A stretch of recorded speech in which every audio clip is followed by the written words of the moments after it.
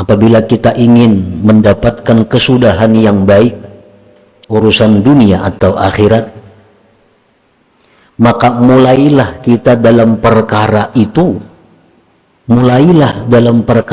menuntutnya dengan mengingat daya dan upaya Allah.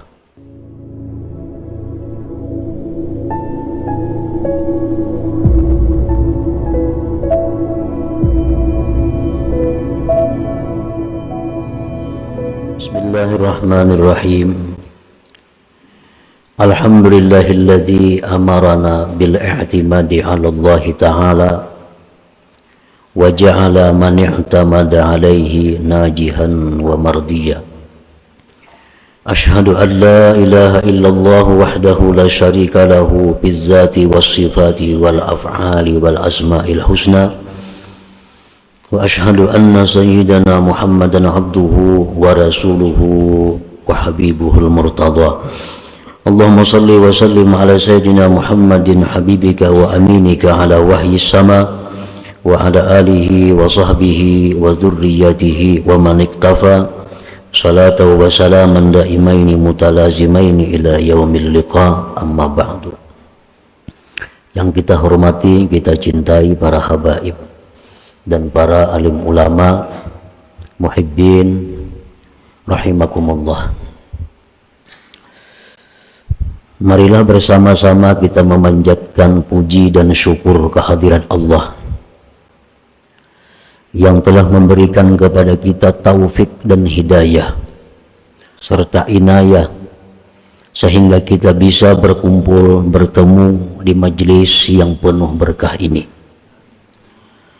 Salawat dan salam kita haturkan kepada junjungan kita Nabi besar Muhammad sallallahu alaihi wasallam dan kepada seluruh keluarga, para sahabat, zurriyat dan pengikut beliau sampai hari akhir nanti.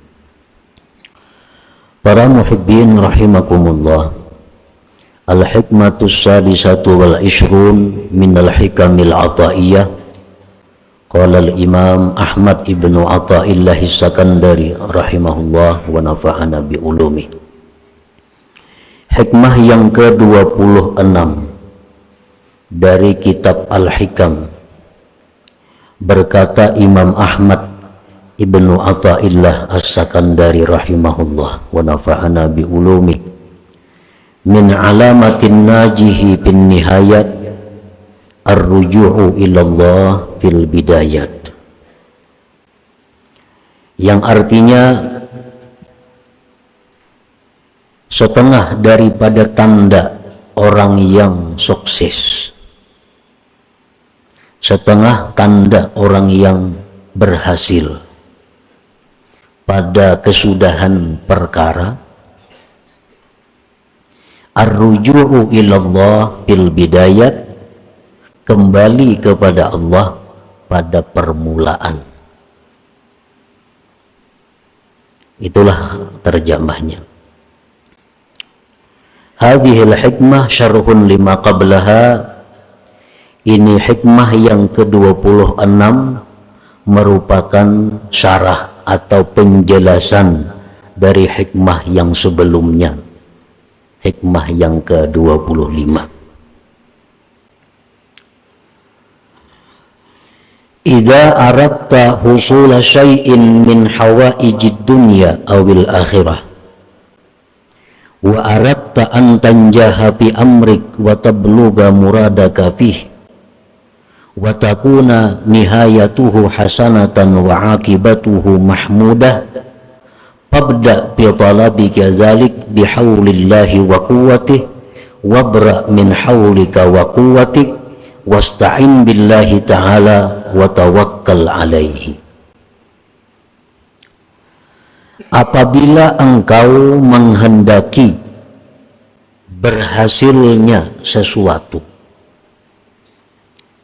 baik dari keperluan dunia atau keperluan akhirat,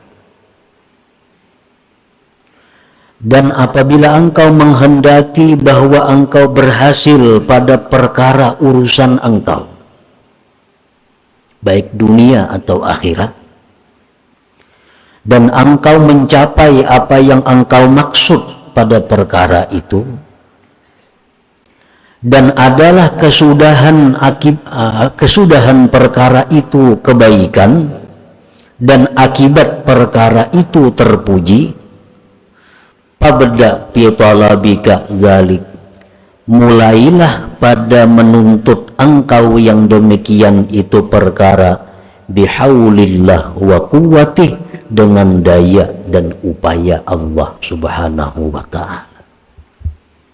Wa bara' min haulik wa quwwatik, berlepaslah engkau dari daya upaya engkau. Wasta'in billahi ta'ala, minta tolonglah engkau dengan Allah. Wa tawakkal alaih, dan serahkanlah atas Allah. Nah, para muhibbin rahimakumullah, apabila kita ingin beruntung dalam satu perkara, dunia atau akhirat, apabila kita ingin mendapatkan kesudahan yang baik, urusan dunia atau akhirat, maka mulailah kita dalam perkara itu, menuntutnya dengan mengingat daya dan upaya Allah. Jangan merasa daya upaya sendiri, artinya minta tolonglah dengan Allah dan tawakallah atas Allah.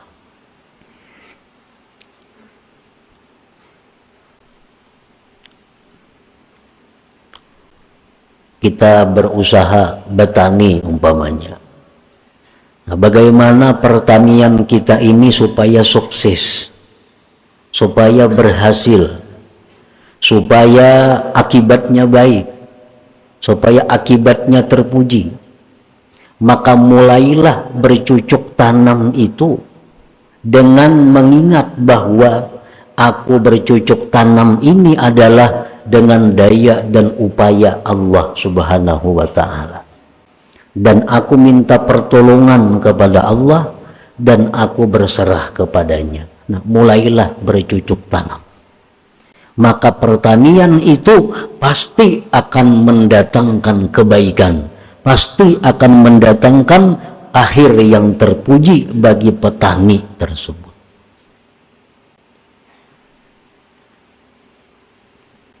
Nah, kias saja lagi, bandingkan saja lagi hal-hal lain pada pertanian. Kita membuka toko, hendak berdagang, tentu kita mengucap Bismillahirrahmanirrahim. Itu ucapan lisan. Bismillahirrahmanirrahim itu adalah ucapan atau simbol dari orang yang ingat daya upaya Allah. Bismillahirrahmanirrahim itu akan sangat bermanfaat apabila di hati kita waktu mengucap itu kita ingat bahwa aku melakukan ini dengan daya dan upaya Allah, bukan dengan kemampuan kekuatanku. Nah, buka toko pasti akan membawa keberuntungan, pasti akan membawa keberhasilan. Walaupun hari itu berdagang kada payu sebiji-biji, bukan berarti berebut pelanggan kada mesti itu kada ada hubungannya. Asal ingat saja Bang, sudah buka Bismillah 2-3 kali tatap sunyi, nah itu jangan dihubungkan ke situ. Sunyi kada sunyi itu rezeki banyak hari itu urusan lain lagi. Yang penting kita berdagang saat itu bila kita mulai dengan Bismillah, dengan daya dan upaya Allah, maka perdagangan kita hari itu perdagangan yang diridai Allah, perdagangan yang beruntung, perdagangan yang membawa kebaikan dan akibat yang terpuji. Perkara duit banyak kadang yang datang itu urusan rezeki lain lagi, takdirnya. Nah, apabila kita berdagang atau bertani, kita lupa bahwa kita itu bisa demikian dengan daya upaya Allah. Kita hanya mengandalkan bahwa itu adalah kecerdikan kita, karena kelihayan kita. Kalau kita sukses, banyak rezeki, walaupun banyak rezeki, itu hukumnya masih dianggap rugi di sisi Allah Subhanahu wa taala. Walaupun banyak dapat duit, tetap rugi. Kenapa? Karena dia mulai usaha itu dengan memandang kekuatan daya upaya dirinya sendiri, lupa yang sebenarnya bahwa itu adalah haulillah wa quwwatillah. Para muhibbin rahimakumullah. Masak umpamanya. Nah, kita memasak. Mulai kita mau ngisai barasnya, kita ingat bahwa kita mengisai ini daya dan upaya Allah. Kita buat nasi ke dalam panci yang menggurak, kita ingat kita membuat ini bisa membuat tangan menggerakkan dengan daya dan upaya Allah. Maka masakan yang kita masak itu jadi masakan yang terpuji. Masakan yang kita masak itu menjadi masakan yang diridai Allah. Perkara nasinya hangit atau mantah itu lain urusannya. Perkara nyaman kada nyaman itu lain urusannya. Yang pasti bahwa masakan kita hari itu masakan yang terpuji, masakan yang mulia, masakan yang diridai Allah Subhanahu wa taala. Bagaimanapun kita hebatnya memasak satu masakan, bagaimanapun lezatnya masakan yang kita masak, tapi bila kita lupa bahwa kita bisa demikian dengan daya dan upaya Allah, maka masakan itu masakan yang rugi, masakan yang hina di sisi Allah Subhanahu wa taala.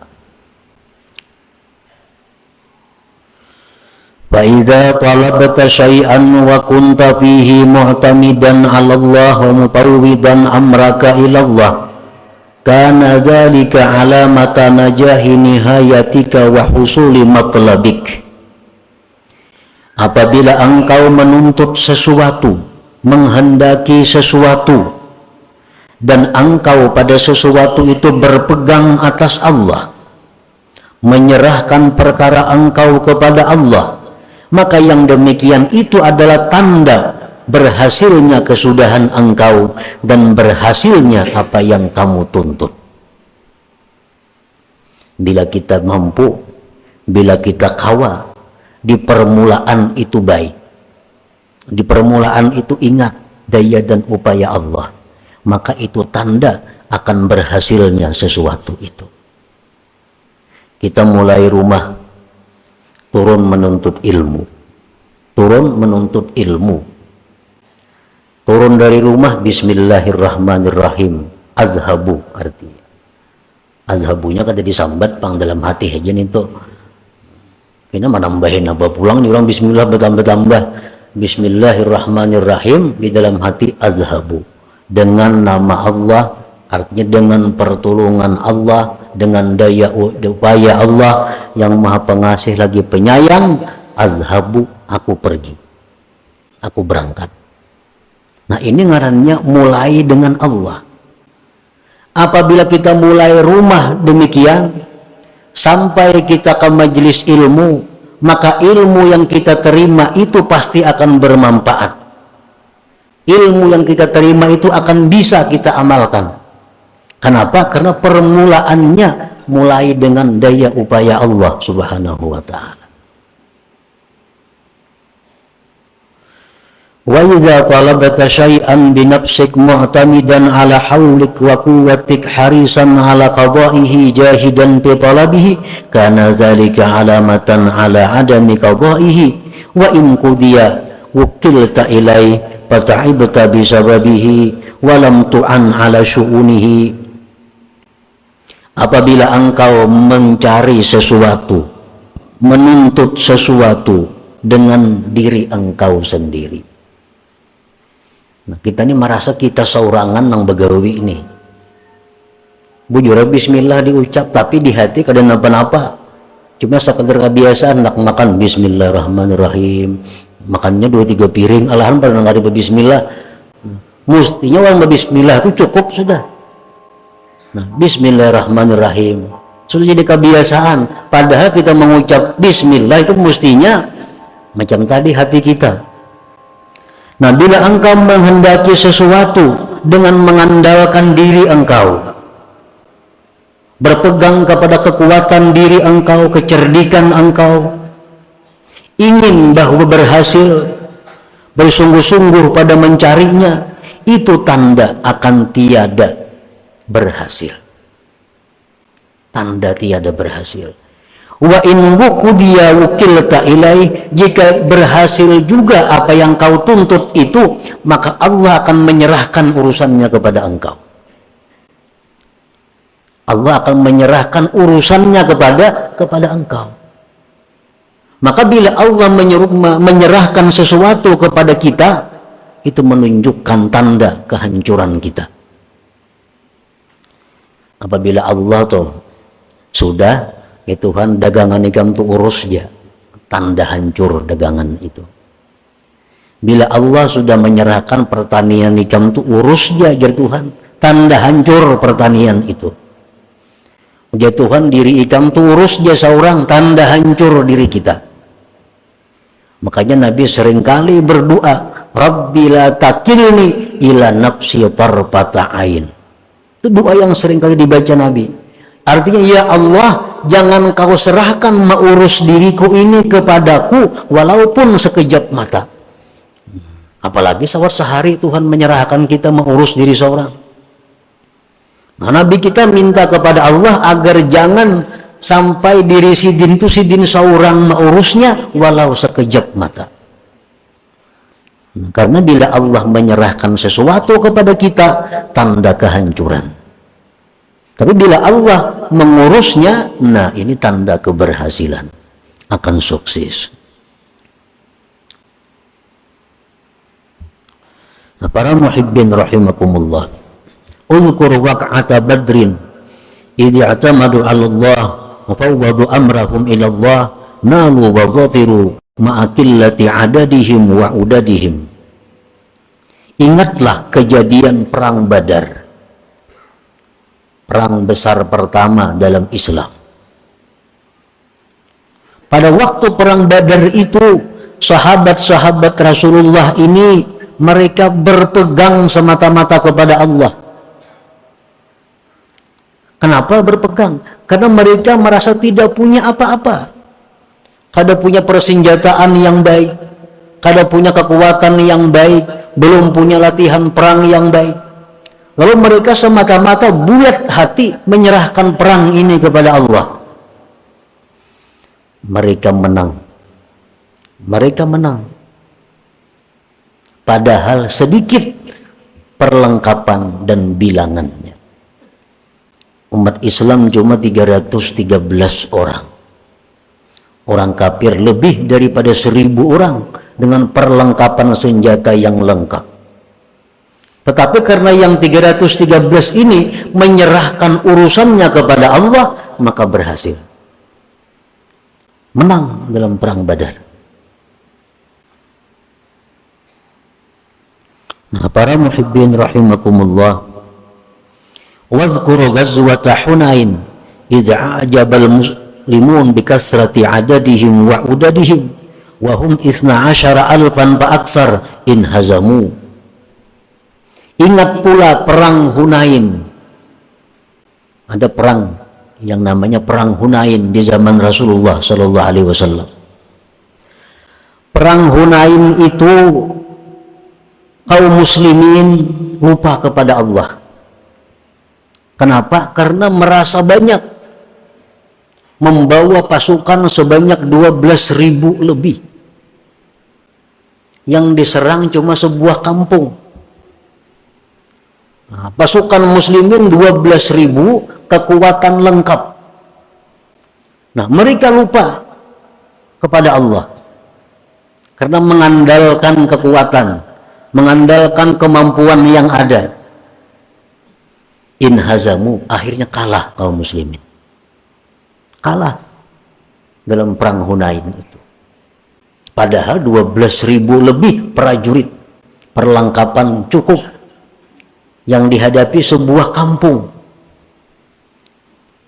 Tapi karena mereka mengandalkan perlengkapan, mengandalkan kehebatan, mengandalkan banyaknya jumlah tentara, akhirnya kalah. Nah, makanya tadi wa in talabta syai'an bi nafsik mu'tamidan ala haulik wa quwwatik kana dzalika alamatan ala adami qada'i. Bila kita mengerjakan sesuatu berpegang kepada kemampuan diri, berpegang kepada keahlian diri, berpegang kepada kehebatan diri, itu tanda tidak berhasil. Kalau berhasil juga, maka Allah akan menyerahkan kepadanya. Urus ke Tuhan, engkau pintar aja.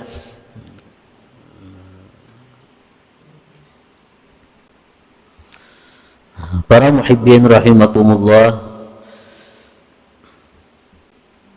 warruju' ila Allah bil ibtida' hisnun hasin lil ikhlas. Fa kullu man 'amila billah fa huwa lillah wala aqsa.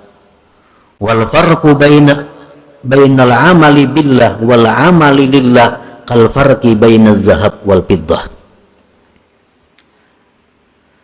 Kembali kepada Allah pada permulaan. Kita misalnya hendak bersedekah. Sebelum kita bersedekah itu kita ingat, bismillah, aku bersedekah ini dengan nama Allah. Aku bersedekah ini dengan daya upaya Allah. Aku bersedekah ini dengan daya dan upaya Allah. Keluarkan sedekah, bagi. Nah, itu merupakan benteng yang kuat untuk ikhlas. Pasti sedekah itu ikhlas. Kenapa? Karena inya kada merasa beramal. Karena inya merasa berbuat itu daya upaya Allah. Pasti ikhlas. Nah, nang kada ikhlas nih, orang nang merasa inya nang bersedekah nih tuh. Nah, inya nang menyumbang ini, inya nang membantu ini, inya nang menghambur duit sagan ini. Itu nang mau ria, itu nang mau merasa berjasa lawan orang. Man ngarannya dalam bahasa agama. Bila kita merasa berjasa kepada orang yang kita bari, orang yang kita bantu, bila kita merasa bahwa dengan daya dan upaya kita bisa membantu, itu tanda tidak ikhlas ibadah kita. Nah, jadi bila kita bersedekah, kita hendak memperbuat amal kebaikan, kita ingat sebelumnya itu bahwa aku bisa beramal kebaikan ini dengan daya upaya Allah, bukan dengan diriku. Maka itu pasti ikhlas. Pasti ikhlas. Fakullu man amila billah fahuwa lillah. Setiap orang yang berbuat dengan ingat daya upaya Allah, maka pasti amalnya itu lillah, pasti ikhlas. Pasti ikhlas. Wala aksa, tidak sebaliknya. Kada sebaliknya. Sebaliknya kayak apa? Orang tuh nang beramal merasa dirinya sendiri nang beramal, walaupun ujarnya lillahi ta'ala, tetapnya kada ikhlas juga. Kan kita rancak kayak itu, bersedekah saja aku mengeluarkan zakat ini karena Allah Ta'ala, tapi kada ingat lawan Tuhan kita kalau bersedekah ini kenapa kita dapat harta ini kayak apa. Nah, kita bisa mengeluarkan zakat ini daya upaya siapa. Nah, bila kita merasa itu aku saurangan walaupun lillahi ta'ala, nah kada kaya billah juga.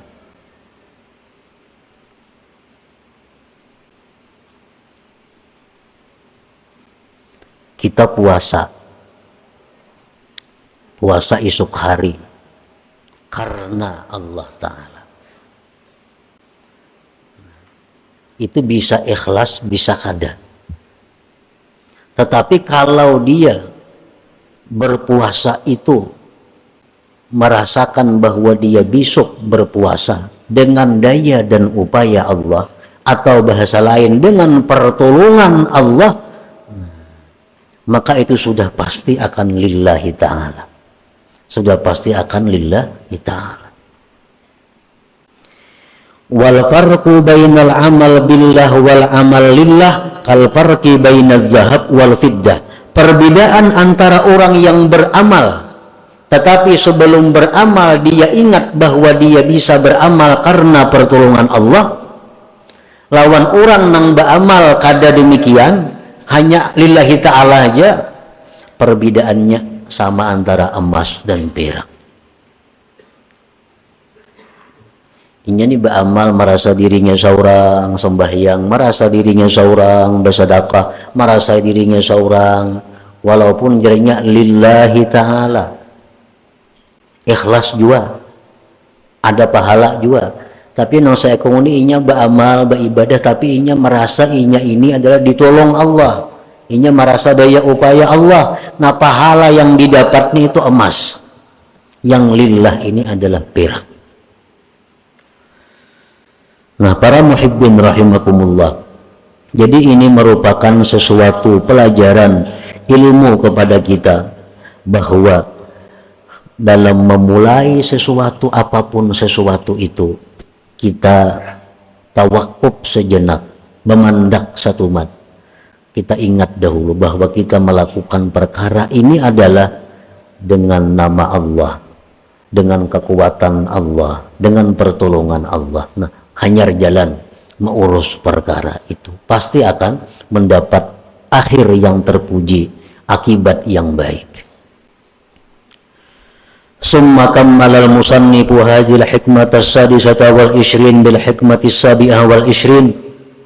Faqala, kemudian musannif menyempurnakan ini hikmah yang ke-26 dengan hikmah yang ke-27. Faqala, beliau berkata, man asyraqat bidayatuhu asyraqat nihayatuhu. Barang siapa yang bersinar permulaannya, maka dia akan bersinar di akhir perkaranya. Pertama ia bersinar, akhirnya akan bersinar. Maksudnya apa? Pertama permulaan yang dia ingat kepada Allah, maka itu akan membawa kepada ujung yang baik, atau membawa kepada ujung yang terpuji, membawa kepada akibat yang terpuji.